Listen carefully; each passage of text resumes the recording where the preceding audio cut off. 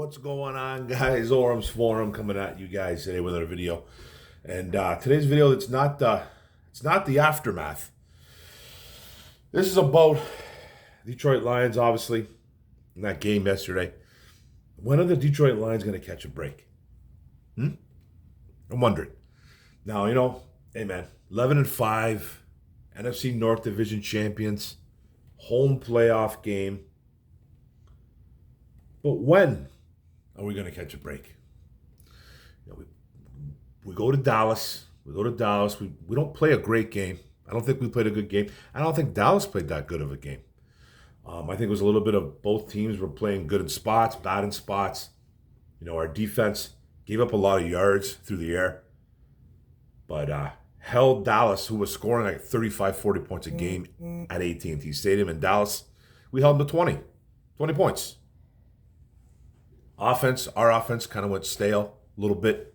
When the run game didn't go, we can talk about that later on, but there was a call in that football game that was atrocious. That changed the whole format now of the NFC playoff scenario. We were trying to get to that 1 seed, probably, get to the 2 seed. We're at the 3 seed. We're locked in at the 3. Can't far any further than the 3. We do have a home game, like I said, but we were trying to get to that 1 or possibly 2 seed. And there was just another bad call that just snatched victory from the Lions on the road. And let's get this straight. This wasn't the only bad call of the game, like I said. This isn't the only sole reason why we lost the football game. There's a couple reasons, and I'll get to that in the aftermath. But this was a bad call by a really bad officiating crew. Brad Allen, whatever the hell his name is, he's notorious for this. I think I read somewhere that he's been under investigation for gambling before. I didn't know that. I kind of seen that from a social media thing. So don't quote me on that, but I seen that from a couple people that could have been just people running their mouths.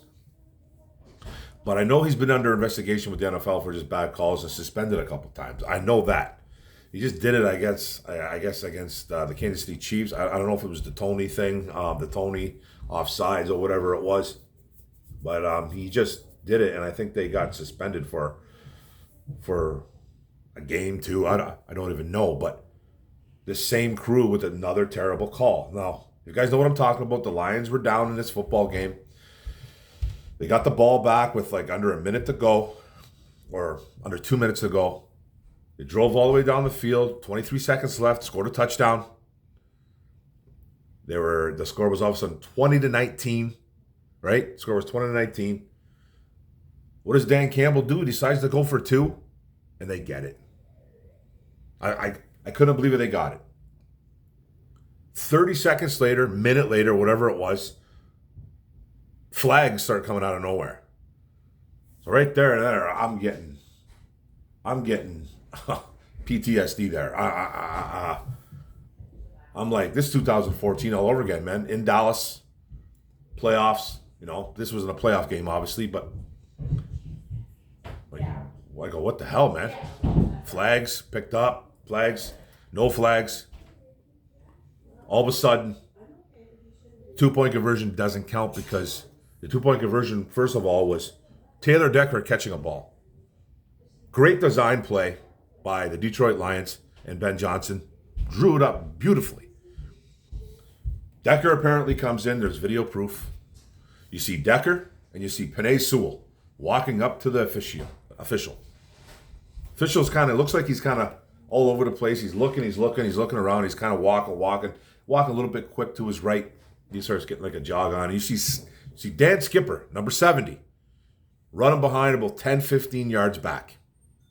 He's coming up. He's running up to his boys. He's running up to Sewell and Decker. So the job is for Taylor Decker and possibly Sewell, because I think Sewell was playing the right end as well. Because I don't know who, we'll get to it in a minute. But I think Sewell was playing possibly the right end. You see Skipper in the guard position. Decker is on the left playing tight end. So to be eligible, you have to report to the white hat, the official. Decker looks like he does that. He's literally making eye contact. There's video proof of Decker. You can't tell what he's saying because there's no audio, but you can see Decker looking at him. You see the official walking by him, kind of going a little quick, but you see him nod. He's nodding right at Decker. And he goes and he runs. So it's that official's job to go tell the defense, hey, this is who is eligible. Number 68 is eligible to catch passes. That's what eligible means. So that goes off. Brad Allen, whatever the hell his name is, goes and does that, okay? Goes and does that. But he sticks with the story. He sticks with the story that number 70, which is Dan Skipper, screams out eligible. You don't even have to actually be vocal about it. You can go like this. If you see like an old lineman doing this, make some eye contact with the ref. Go, hey ref, stripes. Say whatever you gotta say. Do this. That means I'm eligible. I'm lining up in an end spot, whatever. Skipper can't do it because he's a guard, so don't even know what the guy's talking about. Skipper is going absolutely batshit crazy, saying he never said a word, that didn't do this, nothing. You see Decker making some type of communication with him, and you see Sewell standing there too. So it looks like they're trying to maybe do a little bit of misdirection there with the defense. The official's telling the defense anyways who is going to be eligible, but apparently the referee said 70. And that's not true because a guard cannot be eligible to go up for a pass. And Skipper never did. It was a beautiful play. Ball was snapped. Decker looks like he's blocking, boom, boom, boom, then kind of releases. Nobody's around him. A couple guys come late. Goff makes actually a nice pass. Decker pulls it down. 2-point conversion. We're up 21-20. We're up 21-20, 23 seconds left. Looks like we're on our way to victory. It would have been close because we weren't stopping CeeDee Lamb or anything like that, so who knows what they would have done. But the jaws of victory were just stolen. They ripped it right out of us. Now, apparently, like this is what I want to say. Like, you see Decker on the left at tight end. You see Jonah. Then you see Ragnow. 3 guys. You got to get 7 on the line of scrimmage, by the way. Okay? The Dan Skipper's on the right, starting at guard. And then it's either Awosika or Sorsdal. I'm not too sure who it was. Can't tell. Okay? I can't tell. And then you see Sewell. That's 6. That's 6 old linemen. Then you got St. Brown at wide receiver who's on the line of scrimmage. Okay? No, actually, Laporte is back. Laporte is back because he's right next to Sewell. So Laporte is back, not on the line of scrimmage. Perfect. He can go for a pass. Then you see wide receiver, you see St. Brown, who's right on the line of scrimmage. That makes 7 guys. 7. That makes 7 on the line of scrimmage. Eligible. If Decker said that I'm the guy, I'm eligible, 68, I'm going out for a pass. If so. Okay? And the referees completely botched the call. The referee comes out, Brad Allen, and says, I assumed it was Dan Skipper. I assumed it was 70 because he's been doing it all game. It's a setup. It's an actual setup. It's a trick play. It's a play that coaches, and Steve Mariucci confirmed this, and Dan Campbell confirmed it, a hot Dan Campbell at the podium, confirmed this and said, we go over plays with the refereeing crew every game. I think all coaches do this. And they talk about the trick plays that are going to be used. Mariucci explained it pretty good because he's not fired up. He was like, we did this all the time. He goes, you go into the locker room, and you literally go on a chalkboard, and you draw up the play and say, because it's very different. You see a bunch of old linemen on the old line, an extra old lineman or two. You just see extra players that you're not going to see as an officiating crew. And it's got to be explained. Like, this is the trick play. Decker's going to come in. He's going to be eligible. This is what's going to happen. Apparently, it's done every single game. I think all coaches do it. Obviously, it's not just a Dan Campbell thing. This is an NFL rule. It's just it's something that the NFL does, especially with trick plays. Mariucci said too, he goes, we did a fake punt. We did a fake punt in that game. And he goes, I guarantee you the fake punt was on there too. Maben coming out, throwing a pass. He's like, it's got to be, because stuff that looks different to officials, it needs to be kind of brought to their attention. So this was brought to their attention. Now, I was really confused on this yesterday. I was hot. I thought Decker was a fool.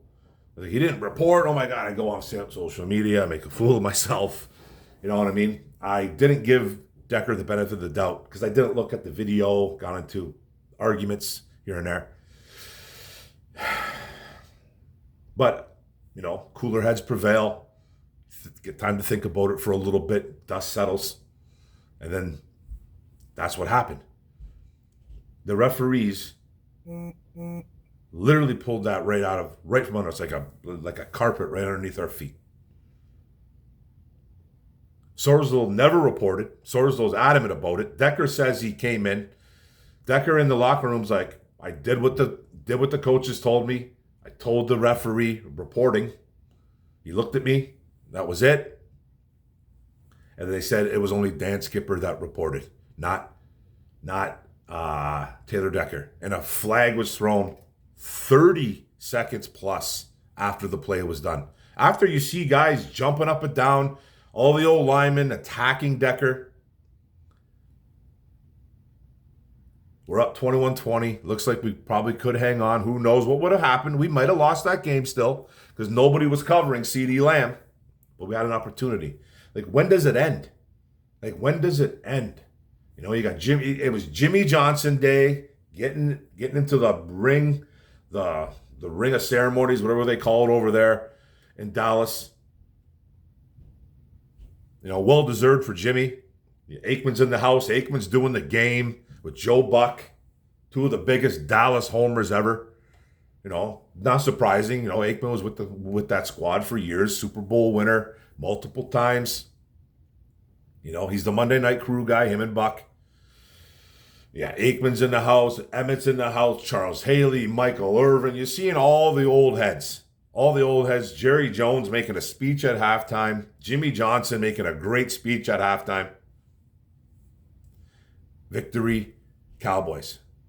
And I'm not a conspiracy theory guy whatsoever. If you guys know me, I'm not. I don't believe in that garbage. But this one was a bad one, man. And it looked bad. It just looked bad. And I get in arguments with friends, man. Friends who think the NFL is rigged, scripted. They do. You know, I'm still going to chalk this one up as just lazy, weak, inconsistent officiating. That's what I want to chalk it up as. I really do. And this crew is now getting demoted. They're not going to be involved in the playoffs. So what's next? So they're already admitting, the NFL's already admitting that it was a mistake. They're already admitting it was a mistake, that the Lions got absolutely pineappled. They got pineappled in this one. The Lions. They did. Could have been 12-4. Playing Minnesota at home. Could have had that one locked up. Who knows what happens, right? San Fran still got to lose. But at number 2 was well within reach. I think we still could win the 2, but I think we need help with that too as well. But we got pineappled in this one, guys. We really did. Now we're going to the playoffs, man. We're going to the playoffs. We're 11-5. We got a great record. I predicted 11-6 on the year. I think we're going to go 12-5. I think we're beating Minnesota next week. We're going to be playing. Minnesota's playing an angry Lions team now. Like, you've seen Decker. Decker looked like his dog got shot afterwards. He just was like in the locker room saying, he just looked like he was baffled. Goff comes out, and Goff's professional, man. Goff came out and was very professional. He's like, I don't care if I get fined on this one, though. He goes, but I know Decker. What's it called? Reported. Because you actually see Goff pushing Decker and Sewell over to the refs. That's when Sewell kind of walks over. It didn't look like Sewell said anything, but who knows? They got a mask, cage. You don't know. But they're both out there. And apparently Decker said something, and he goes, I know Skipper never did. You see Skipper's losing his mind after the yellow flag was thrown. He's losing it. And I've never seen Dan Skipper lose his shit like that. He could mouth the words, "I didn't say an effing word." You could see the words literally pouring out of his mouth. And you can't hear him because it's on the TV, right? And Decker just looks shocked. Decker looks shocked. Campbell's hot. He's fired up. He's sweating at the podium. He's grabbing his chew. He's throwing on the ground. He chirps at, I don't know who it was. Maybe it was Dave Burkett because he said Dave. So it might have been Dave Burkett. Then he apologized. So, Dan's very well respected in that room. He's not a jerk off of a head coach like Patricia was. So he's got a lot of respect for the media. And I think they respect him back. He was hot, man. He said to the guy, he goes, "What do you want me to be?" He goes, "Of course I'm frustrated. What do you think? I hate losing. I hate the way." And he says the referees told him, Skipper reported and 68 didn't.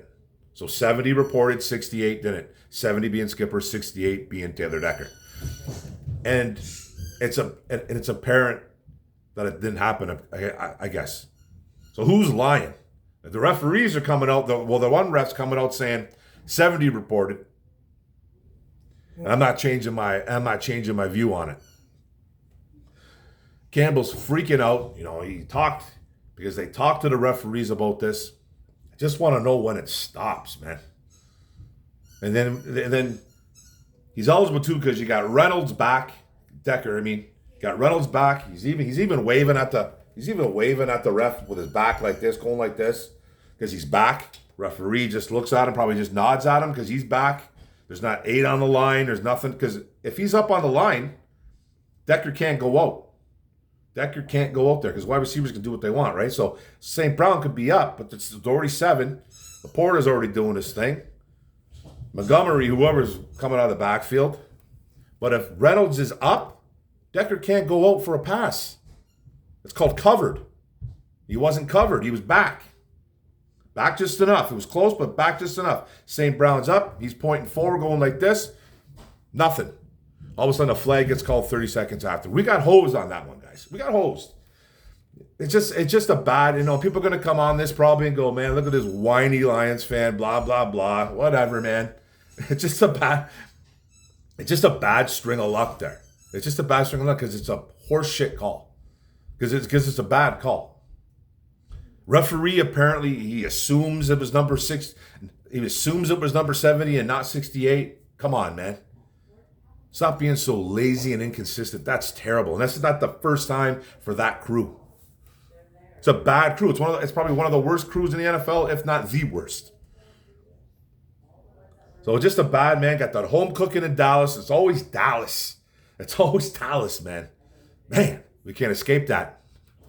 We had this victory, guys, but it's okay, man. We're going to the playoffs. I hope that the Dallas Cowboys, we run into you guys again.